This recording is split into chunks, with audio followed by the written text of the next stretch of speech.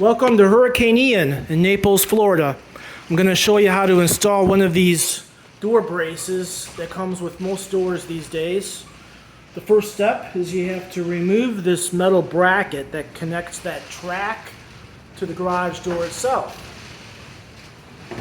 Next step is I had to spray WD-40 down in the hole that's threaded into the cement. Next, this whole, my lights are flickering. Next, this whole piece slides in up there, and then the screw goes in the bottom. Each of these metal things clips in place on the door.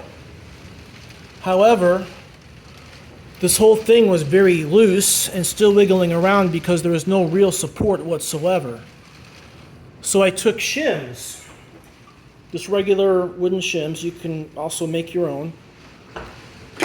And I pounded those in the front and in the back at each of those connections.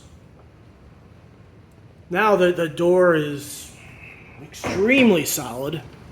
You can push on it and it does not move. The other thing to mention is make sure that you use these bolts to, there's one more way to keep the door shut. And it seems to have really made a huge difference. I hope this helps. Take care.